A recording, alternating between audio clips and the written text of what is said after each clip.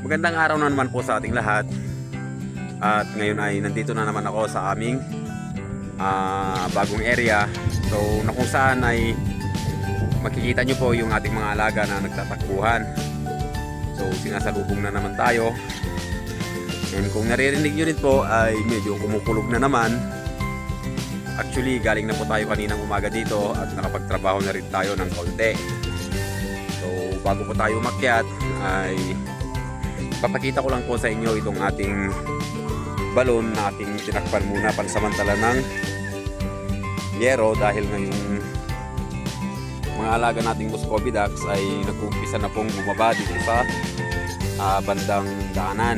So tinakpan ko lang siya para hindi naman siya liguan ng ating alagang mga Muscovy ducks. So kung makikita nyo ay nandito na po sila. Kapag narinig na po tayo dito na parating na, so ganyan po yung nangyayari mga ka-agri.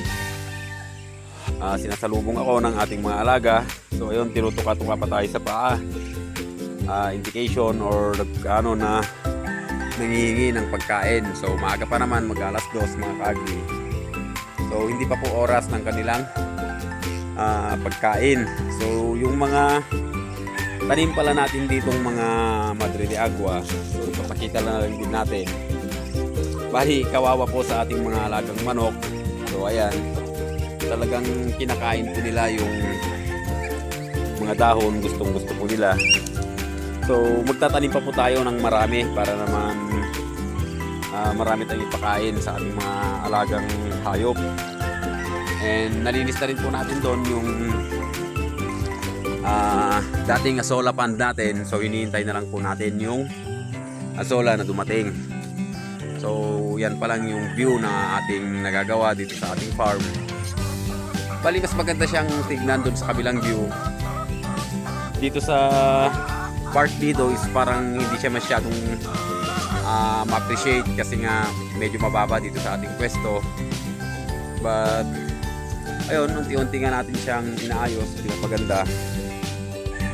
At para mapakinabangan mga ka-agri. So sayang naman kung nakatiwangwang lang itong ating nabiling property dahil nga sa maluwag din po ito. So kung pababayaan lang natin na ganyan na makahoy, so hindi po siya mag-generate ng income. Bali kahit pa paano ay naumpisahan na po natin dito. Bali dati wala po tayong makikitang patag. So slope po lahat dati ito mga ka-agri.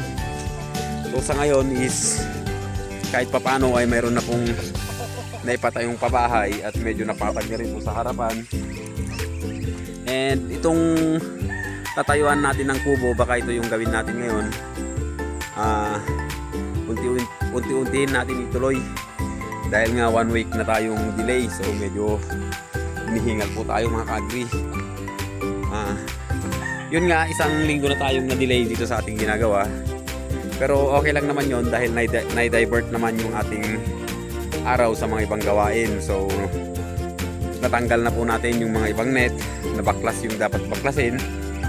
So hindi naman naging sayang yung ating araw nung bumabagyo. So ito pong natakpan dito is mga ubas po yan or grapes. May 3 na lang po yung natira dahil namatay yung isa.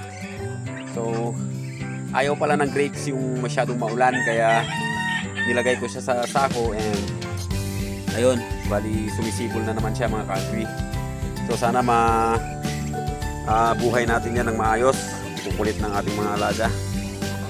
So hindi pa naman oras ng kanilang patuka, kaya lang nangungulit po yung ating mga alaga. So dito sa yung pinakita natin nung nakarang video na nag-bar down dito is nalinis na natin kaninang umaga. So balak sana natin ngayon ay reposition natin itong ating breeding area para lumuwag naman dito. Kaya lang busy yung mga boys. Dinaanan ko kanina kaya lang may ginagawa pa. So sa mga susunod na araw siguro pag hindi na sila busy. Ayun, nagbabagya na naman po yung ulan.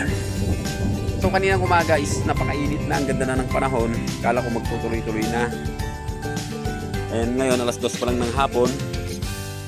Bali, yun, kumukulong-kulong na naman at matulog.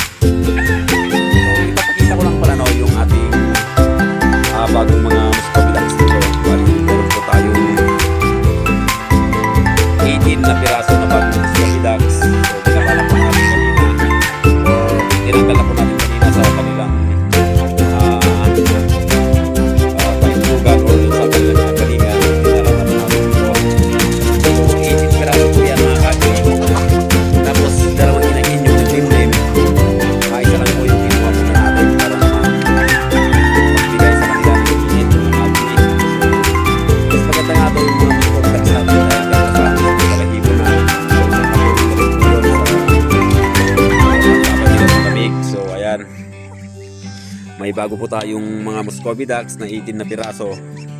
And may mga hinihintay pa tayo na naglilimlim.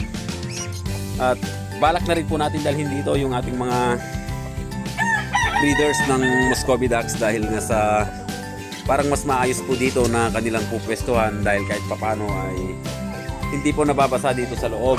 Kaya nga binabalak po natin na baguhin yung forma nitong ating breeding pen dahil balak po natin na paluwagin itong area na to at lalagyan din po natin ng bubong. So yung kulungan po na ano yan, yung may green na yan ay ipapahaba po natin ganun. Tapos lalagyan po natin ng bubungan mga ka-agri. So yun po yung binabalak natin. And gusto nating tapusin mga ka-agri yung ano natin, yung tatayuan ng kubo para naman may tuloy natin matanggal itong nasa harap na nakaumbos dito. So kung magtutuloy na araw sa susunod na linggo, so yan yung pupukpukin natin na gagawin mga ka-agri para matapos na rin. And mayroon din kasing magandang balita dahil nga po yung mga poste ng line ng kuryente dito ay diniliver na po mga ka-agri. So kailangan na po nating madaliin yung pagpapagawa ng ating kubo dahil nga nakapag-apply na po tayo na makabitan ng kuryente sa kubo, kaya lang wala pa po yung kubo natin mga ka-agri. So may promo kasi sila mga ka-agri, first 25 na mag-a-apply is may promo sila. And dito sa area is wala pa yata kaming mga 50 noon, pero nung nagpa-meeting po sila, ang dami pa lang mga may-ari ng lupa dito mga ka-agri, kaya nag-aalala po tayo baka pagka lumaki itong ating farm is baka may magreklamo na dahil nasa mabaho. Kaya maganda rin na pinunta natin dito sa likod dahil nga dito sa may bandang unahan is kasakop pa naman ng property, and dito sa part dito sa kanyang side is kasakop pa po yan, kasama pa sa property. Dito lang po sa pagitan mga ka-agri ang hindi na sa amin. So nagbabalak din po yung nandyan na mag-aalaga ng baboy, kaya walang problema. So ang iniisip po namin dito yung mga magpapatayo ng bahay lang mga ka-agri, baka dumami ang bahay dito bigla. So yun po yung problema natin, baka magreklamo sa inaharap. Pero mas okay na rin po na nandito tayo sa bandang likuran dahil nga hektarya naman yung pagitan ng mga hangganan dito mga ka-agri. So ayun lang sa araw na to mga ka-agri. Excuse me po. So siguro magtatrabaho tayo dyan hanggang umulan. Kailangan nating pukpukin para matapos na po yan sa area na yan mga ka-agri. Dahil kailangan na talaga mga ka-agri.